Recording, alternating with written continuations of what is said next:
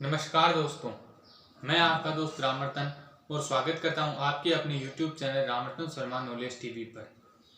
दोस्तों, आपने जीके की किताब में एक प्रश्न तो जरूर पढ़ा होगा कि दुनिया का ऐसा कौन सा देश है जिसका हर नागरिक सैनिक है, और आपको उत्तर एक ही मिला होगा कि ऐसा देश इजराइल है। तो दरअसल वहाँ मैं आपको बता दूं कि हर नागरिक सैनिक नहीं है, बल्कि वहाँ पर चाहे स्त्री हो या पुरुष, वहाँ पर हर नागरिक के लिए 2 साल और 8 महीने की सैनिक ट्रेनिंग अनिवार्य है। अब इसी तरह का कुछ प्रोग्राम भारत की सरकार है वो भी इंट्रोड्यूस करने का प्रोग्राम बना रही है। तो दोस्तों, आइए जानते हैं पूरी खबर, और साथ ही हम जानेंगे कि भारत सरकार है वो इस प्रोग्राम को क्यों शुरू करना चाहती है। यदि आपको मेरा व्यू पसंद आए तो आप वीडियो को लाइक करें और चैनल को सब्सक्राइब जरूर करें। तो आइए दोस्तों शुरू करते हैं। तो सबसे पहली बात तो कि जो पूरी खबर है वो क्या है। तो दरअसल 2 सैनिक विभागों में जो संदेशों का आदान प्रदान हुआ उससे एक खबर निकलकर सामने आई। जिस तरह सरकारी कार्यालयों में एक कार्यालय से दूसरे कार्यालय में संदेश भेजा जाता है, उसी तरह सैनिक कार्यालयों में भी संदेश देने के लिए 2 विभागों के मध्य पत्राचार होता है। उन्हीं पत्राचारों में से एक खबर निकलकर जो सामने आई, यह खबर यह थी कि क्यों न हमारे देश के युवाओं के लिए 3 साल सेना में इंटर्नशिप प्रोग्राम की एक योजना बनाई जाए। तो इस प्रोग्राम के अंतर्गत जो भावी योजना है वो इस तरह है कि प्रत्येक नागरिक, इसमें एक बात आपको ध्यान रखनी है कि इसमें कोई भी नागरिक बाध्य नहीं है। जो नागरिक जिसमें देशभक्ति, राष्ट्र सेवा और सेना में जाकर देश के लिए कुछ करने का जज्बा है, वो प्रत्येक नागरिक 3 साल के लिए सेना में इंटर्नशिप कर सकता है। यानी वो 3 साल तक सेना में अपनी सेवा दे सकता है।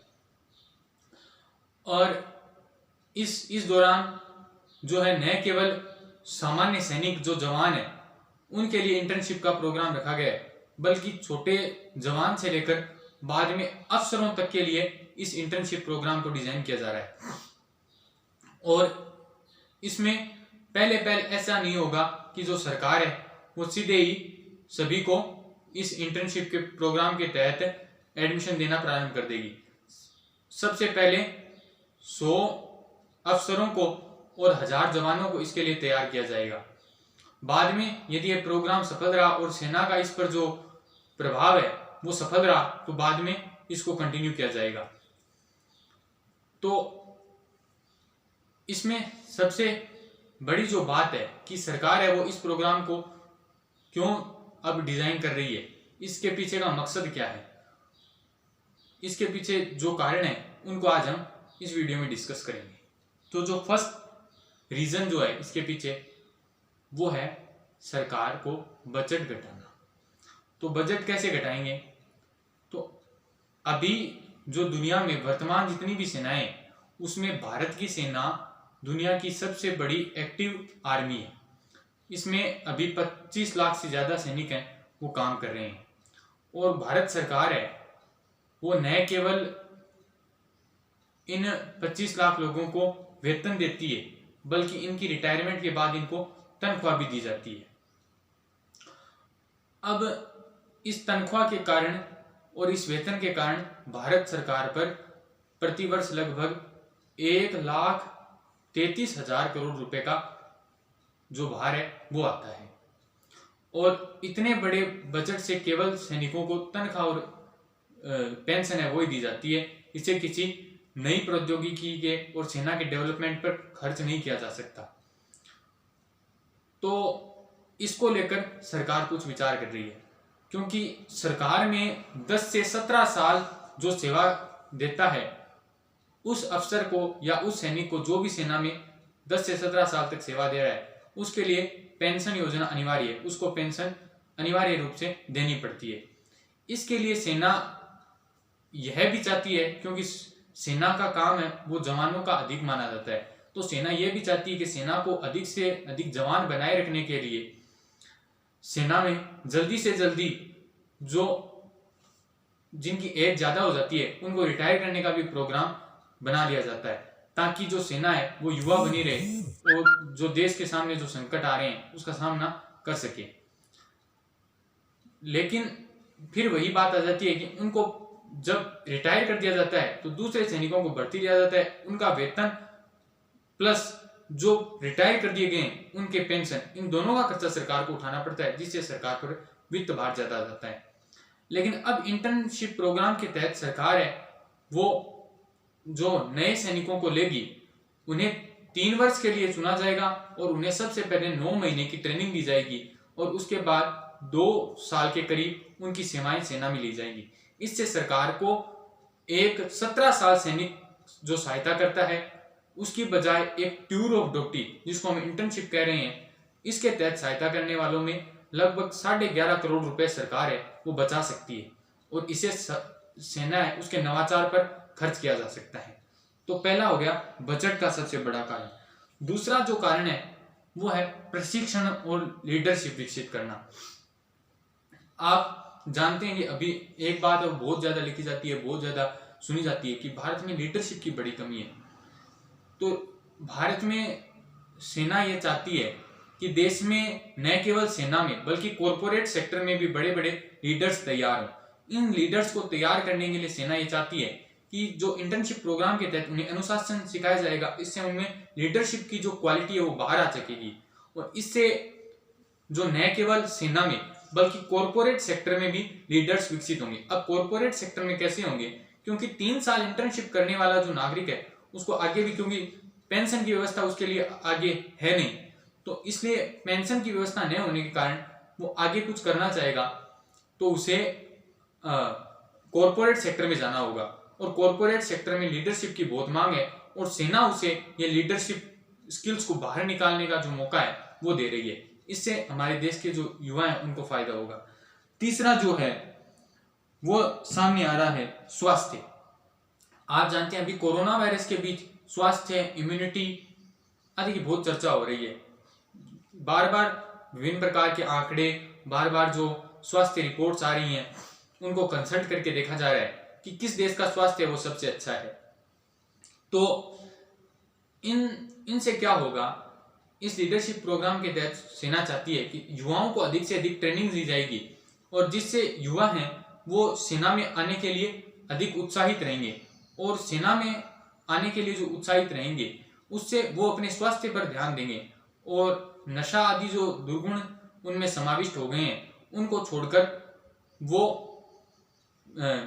जो है वो अपने शरीर का ख्याल रखेंगे, जिससे देश है वो न केवल सेना में अपने इंटर्नशिप प्रोग्राम करा के सेना के खर्चे में कटौती कर पाएगा बल्कि स्वास्थ्य सुविधाओं में जो खर्चा व्यय हो रहा है उसको भी कम करके इसको भी हम और ज्यादा डेवलपमेंट में लगा सकते हैं।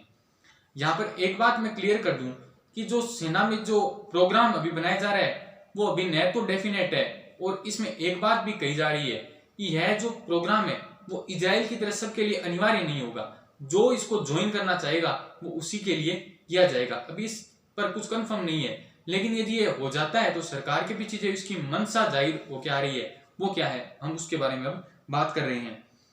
चौथी जो बात है वो है अनुशासन। अनुशासन जो है वो किसी भी देश के लिए सबसे महत्वपूर्ण होता है। अनुशासन के बिना कोई भी देश है वो आगे नहीं बढ़ सकता। देखो, राजनीति विज्ञान है वो राज्य के 4 तत्व मानता है कि जब राज्य कोई भी विकसित होता है उसको 4 तत्व होते हैं। सबसे जो पहला है वो है कि राज्य के लिए निश्चित भूभाग होना चाहिए। दूसरा है वो उसके अंदर जनसंख्या होनी चाहिए। तीसरा उसके अंदर सरकार होनी चाहिए। चौथा वह संप्रभुता होनी चाहिए। इन चारों गुणों से एक राज्य का निर्माण होता है। लेकिन यदि राज्य को सही रूप में यदि आपको आगे बढ़ाना है, उसको विकसित करना है, तो जो एक विद्वान हुए डॉक्टर विलोबी वो कहते हैं इसके लिए आपको नागरिकों में अनुशासन और आज्ञा पालन की भावना विकसित करनी पड़ेगी। तो आज्ञा पालन और अनुशासन की भावना विकसित करने के लिए हमको यह जो प्रोग्राम बनाया गया है इसमें बहुत अच्छा अवसर मिलेगा। इससे नागरिकों में एक तो आज्ञा पालन की भावना आएगी, दूसरा उनमें यह होगा कि वो अनुशासन सीखकर अपने देश की जो आज हम अवज्ञा देखते हैं नागरिकों से, उससे बहुत ज्यादा छुटकारा पाया जा सकता है। और नागरिकों में इसकी भावना से, ये भले ही हमें छोटी बात लगे, लेकिन यदि हम गहराई से विचार करें तो कितने भी आप देश देख लो, जापान देख लो, चाहे इजराइल देख लो, उनमें एक नागरिकों में जो सरकार के प्रति नैतिकता और जो एक हमारा क्या नैतिक कर्तव्य है उसके प्रति एक जागरूकता का भाव है, उसने उन देशों को आगे बढ़ने में बहुत मदद की है। तो सरकार का इसके पीछे यह भी विचार हो सकता है। अगला जो विचार है वो आपको हो सकता है पुख्ता तौर पर सही नहीं लगे, लेकिन मैंने कहीं से सुना तो मेरे को लगा कि हाँ, हो सकता है सरकार का यह भी विचार आगे हो। तो अगला जो विचार है, क्योंकि अभी आपने देखा होगा कि सरकार ने हमेशा जो पीओके है उसके बारे में बात की है, पीओके को अपने हमेशा नक्शे में भी दर्शाया है, जो पाक अधिकृत कश्मीर है, लेकिन उसको जो है इतनी सीरियसली उस पर कभी बात नहीं की। लेकिन अभी हाल ही में जो भारतीय मौसम विज्ञान संस्थान है उसने समस्त भारत के साथ पीओके के जो मौसम के आंकड़े हैं वो भी जारी किए। इससे जो हमारा पड़ोसी देश पाकिस्तान है उसमें बड़ी बौखलाहट पैदा हो गई है। तो हो सकता है कि आगे आने वाले दिनों में जो ईश्वर न करे कि ऐसा हो, लेकिन यदि आने वाले दिनों में चाहे किसी के भी साथ युद्ध की नौबत आती है तो हमारे देश को है वो अधिक से अधिक सेना की आवश्यकता होगी। तो इससे जो युवा है उनको जो पहले ही तैयार कर दिया जाएगा, यदि उनका युद्ध के समय आह्वान कर दिया जाता है तो वो बहुत बेहतरीन तरीके से देश की सेवा कर पाएंगे। तो ये थे दोस्तों जो कारण, जो एक कोई स्थापित कारण नहीं है।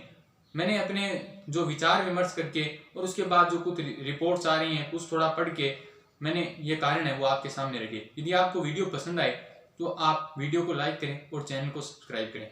बहुत बहुत धन्यवाद दोस्तों।